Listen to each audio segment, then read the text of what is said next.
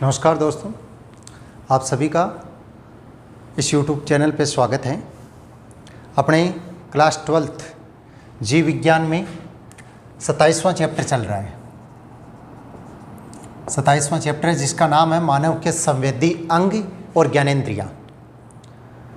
12th biology के अंदर अपने 27वां चैप्टर चल रहा है जिसका नाम है मानव के संवेदी अंग और ज्ञानेंद्रियाँ।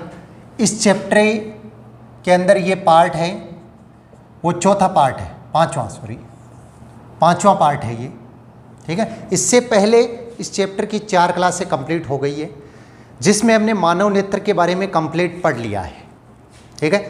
उसके भाग, उसकी कार्यविधि, उसके रोग कंप्लीट पढ़ लिए हैं। आज हम एक नए संवेदी अंग कर्ण, कान के बारे में पढ़ेंगे। तो देखो, मैंने चित्र बनाया है, ये चित्र आप लोगों को बनाना है। इसकी फ़ोटो भी मैं डाल दूंगा, तो उस फोटो में देख के आप और ज़्यादा अच्छी तरह से ये चित्र है वो बना सकते हो। आज का जो अपना टॉपिक है कर्ण, श्रवण और संतुलन के संवेदांग, मतलब मानव कान है।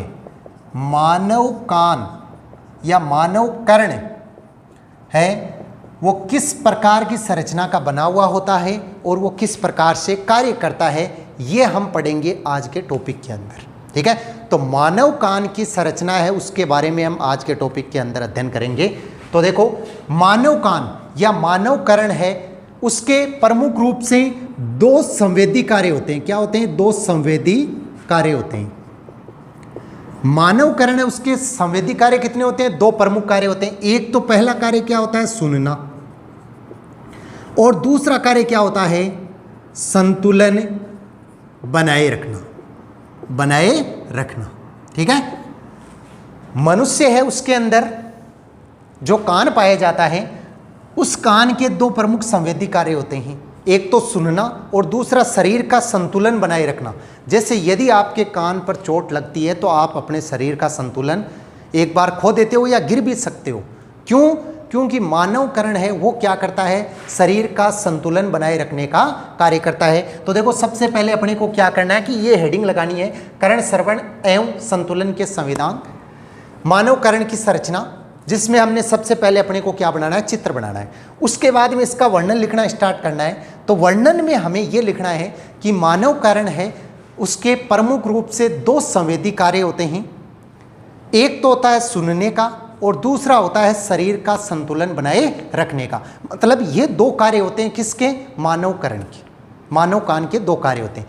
जितने भी स्तनधारी हैं, उन स्तनधारियों के अंदर मानव जो कान पाया जाता है, जितने भी स्तनधारी है उसके अंदर जो कान पाया जाता है, उस कान के कितने भाग होते हैं? 3 भाग होते हैं।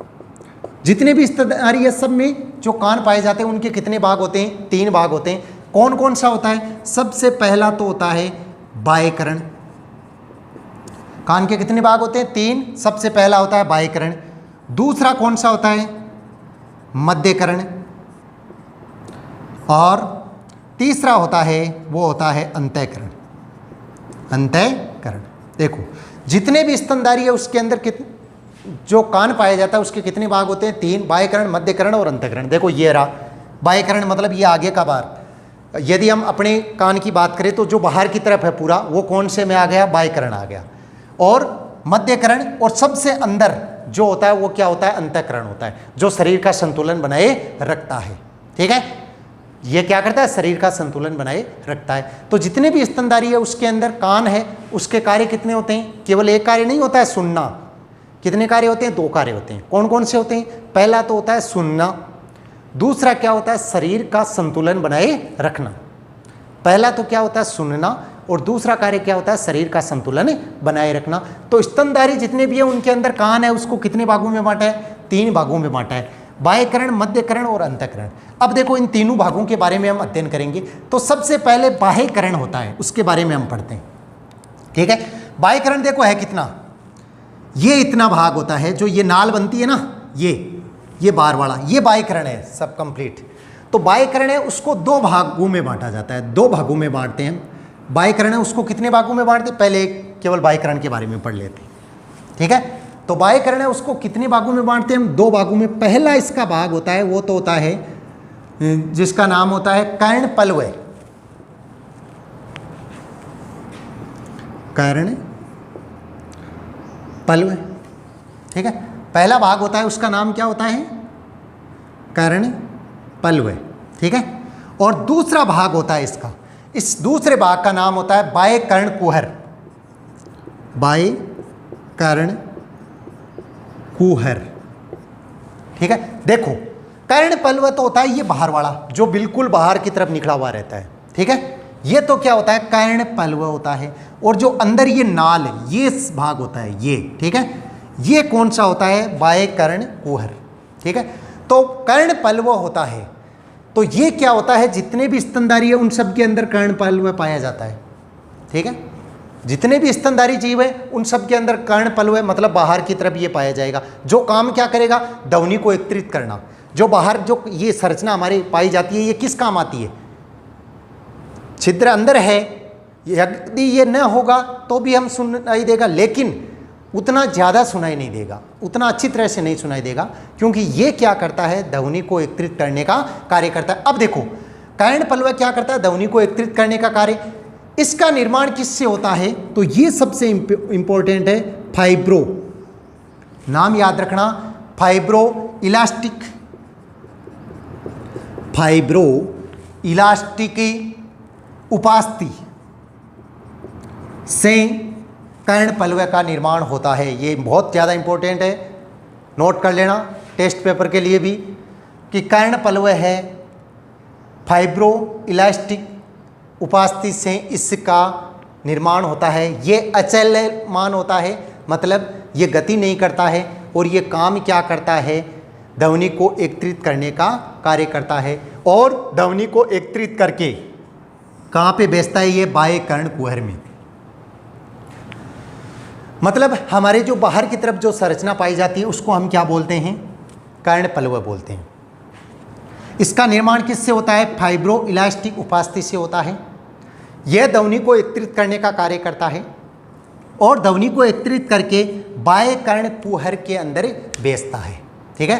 किसके अंदर बेचता है, बाह्य कर्ण कुहर के अंदर बेचता है। अब देखो बाह्य कर्ण कुहर ये क्या होता है कि एक की जैसे कर्ण पल्व है वो अंत में क्या बनाता है, एक कोचा बनाता है, कोचा, जिसको एक खांच के रूप में, एक नली के रूप में संरचना बनती है, जिसको हम क्या बोलते हैं, कोचा कहते हैं, ठीक है। एक गुहा बनती है यहाँ पे, ये गुहा, इसको हम क्या बोलते हैं, कोचा बोलते हैं, नाम याद रखना, कोचा बोलते हैं। तो ये दूसरा होगा हम बाह्य कर्ण कुहर। ये क्या करेगा, एक कोचा से प्रारंभ होकर एक नली के रूप में आगे जाएगा। कोचा उससे प्रारंभ होकर नली के रूप में आके जाके जो कान का पर्दा है, हम बोलते हैं ना कान का पर्दा, ठीक है, उस कान के पर्दे तक ये फैला हुआ रहेगा, या कान का पर्दा है वहां तक ये पहुंचेगा। इसके अंदर क्या होता है, एक तो होता है शेरुमिनी ग्रंथियां और दूसरी ग्रंथियां सफेद ग्रंथियां, ये ग्रंथियां पाई जाती है इसके अंदर, शेरुमिनीन ग्रंथियां और सफेद ग्रंथियां। ये ग्रंथियां कहाँ पे पाई जाती है, बाह्य कर्ण कुहर है उसके अंदर पाई जाती है, जो क्या करती है, शेरुमीन या मोम का निर्माण करती है, जिसको जैसे कान के अंदर जो कचरा बनता है ना, ठीक है, जिसको हम साफ करते हैं उसको हम क्या बोलते हैं, सेरुमीन या मोम बोलते हैं, ठीक है। ये कहाँ से बनता है, जो सेरुमीन ग्रंथियाँ होती है या सफेद ग्रंथियाँ होती है जो पाई जाती है इसमें बाह्य कर्ण कुहर में, तो ये इसका निर्माण करती है। तो देखो सबसे पहला टॉपिक है बाह्य कर्ण, ये समझ लेना। देखो बाह्य कर्ण के दो भाग हैं, एक तो ये बाहर वाला और एक ये नली वाला, ठीक है। दो भाग होते हैं बाह्य कर्ण के, बाहर वाला उसको तो हम क्या बोलते हैं, कर्ण पल्व, दूसरा होता है बाह्य कर्ण कुहर। कर्ण पल्व होता है ये अधिकांशतः स्तनधारियों के अंदर पाया जाता है। इसका निर्माण फाइब्रो इलास्टिक उपास्थि के द्वारा होता है। यह ध्वनि को एकत्रित करता है और बाह्य कर्ण कुहर तक पहुंचाने का कार्य करता है। इसमें एक गुहा का निर्माण होता है जिसे कोंचा बोलते हैं, इसमें एक गुहा का निर्माण होता है जिसे कोंचा बोलते हैं। ये तो हो गया कर्ण पल्व। 2 नंबर है बाह्य कर्ण कुहर। ये क्या होता है, कोंचा से एक नलिकाकार संरचना बनाता है जिसको बाह्य कर्ण कुहर हम बोलते हैं, जो पर्दे, कान का पर्दा होता है वहाँ तक फैला हुआ रहता है, या हम ये कहें कि मध्य कर्ण तक फैला हुआ रहता है। इसमें सेरुमीन ग्रंथियां व श्वेत ग्रंथियां पाई जाती है, जो सेरुमीन या मोम का निर्माण करती है, जिसे हम कान की किट्टी भी हम बोलते हैं अपनी भाषा में, तो उसका निर्माण ये करती है। तो ये तो हो गया अपना पहला टॉपिक, कौन सा, बाह्यकरण। अब देखो दूसरा, बाह्यकरण हो चुका है अपने, दूसरा है वो कौन सा है, मध्यकरण। मध्यकरण ये है दूसरा। मध्यकरण क्या होता है, जो बीच का भाग होता है, ठीक है।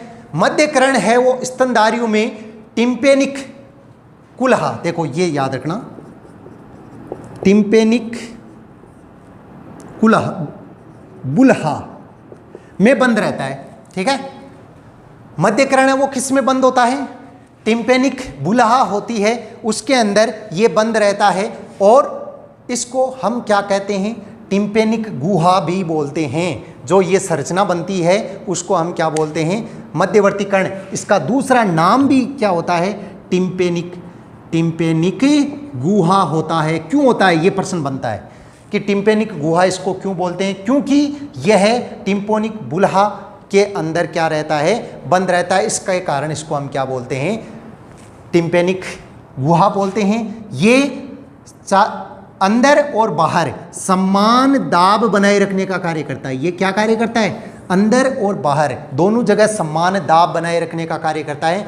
इसमें 3 ग्रंथियां पाई जाती है, सॉरी 3, जो देखो मेलपिन, इनकस और स्टेपिच, ठीक है। इनके बारे में हम आगे का जो टॉपिक आएगा अलग से मैं आपको बताऊंगा, ठीक है। इनके बारे में मैं अलग से बताऊंगा, इन तीनों के बारे में, इसमें मैं नहीं बताऊंगा, इसमें वर्णन इसका नहीं करना आपको। तो मध्यकरण समझना कि मध्यकरण है जो कर्ण कुहर था दूसरा भाग, उससे प्रारंभ होकर अंतःकरण तक फैला रहता है, या बीच की संरचना होती है, जो टिम्पोनिक बुल्हा से इसका निर्माण होता है। इस कारण से इसको टिम्पेनिक गुहा भी बोलते हैं। ये दोनों तरफ समान दाब बनाए रखने का कार्य करता है। अब पॉइंट आता है अपने नंबर 3, जो कौन सा है, अंतःकरण। अंतःकरण देखो, अंतःकरण है ये 2 भागों में बनता है। इसके कितने भाग होते हैं, मुख्य रूप से 2 भाग होते हैं। अंतःकरण के कितने भाग होते हैं, 2 भाग। एक तो होता है आंतरिकीकरण, एक भाग तो कौन सा होता है, आंतरिकीकरण, और दूसरा होता है प्रधान। इसके 2 भाग होते हैं, एक तो आंतरिकीकरण होता है, दूसरा होता है प्रधान। आंतरिकीकरण होता है वो क्या करता है, कुंडलित संरचना का निर्माण करता है, ठीक है। मतलब यहां पे ये क्या करता है, कुंडलित संरचना बनाता है। कौन बनाता है, आंतरिकीकरण, ठीक है। और इसके अंतिम सिरा होता है, उसमें क्या पाए जाते हैं, रोम पाए जाते हैं, ठीक है। ये क्या करता है, आंतरिकीकरण एक कुंडलित संरचना बनाता है, तथा इसके आंतरिक सिरे पे क्या पाए जाते हैं, रोम पाए जाते हैं। और दूसरा इसका भाग है वो कौन सा है, प्रधान, जो क्या करता है, शरीर का संतुलन बनाए रखता है, शरीर का संतुलन बनाए रखता है। ये क्या करता है, शरीर का संतुलन बनाए रखने का कार्य करता है, ठीक है। प्रधान है वो क्या करेगा, शरीर का संतुलन बनाए रखने का कार्य करेगा। और इसमें जो तंत्रिकाएं, तंत्रिका तंतु मिलकर श्रवण तंत्रिकाओं का भी निर्माण करते हैं, ठीक है। तो ये था अपने कर्ण का टॉपिक, कंप्लीट हो चुका है। मानव कर्ण है, उसके 3 भाग थे, बाह्यकर्ण, मध्यकर्ण और अंतःकरण। इन तीनों के बारे में हम लोगों ने अच्छी तरह से पढ़ लिया है, इसका चित्र बना लिया है। तो इसके अंदर सबसे पहले आप लोगों को हेडिंग लगानी है, उसके बाद में चित्र बनाना है, और ये तीनों टॉपिक थे, इन तीनों के वर्णन लिखने हैं, ठीक है। और अपने जितने भी साथ में पढ़ने वाले हैं उनको ये वीडियो है शेयर करना है, जिससे वो भी इसका ज़्यादा से ज़्यादा लाभ उठा सके। आगे हम कर्ण के बारे में ही, इसकी कार्यविधि किस प्रकार से ये काम करेगा, ये कंप्लीट आगे की जो वीडियो आएंगे उसके अंदर हम पढ़ेंगे। ये चैप्टर अब ज़्यादा और नहीं है, शायद हो सकता है एक क्लास के अंदर ये चैप्टर है वो कंप्लीट हो जाए, ठीक है। अभी तक जितने भी पहले भी चैप्टर करवाए हैं तो वो भी आप लोग नियमित रूप से देखते रहें, जिससे आप लोगों के सिलेबस है वो सही क्रम से और कंप्लीट होता रहे। धन्यवाद।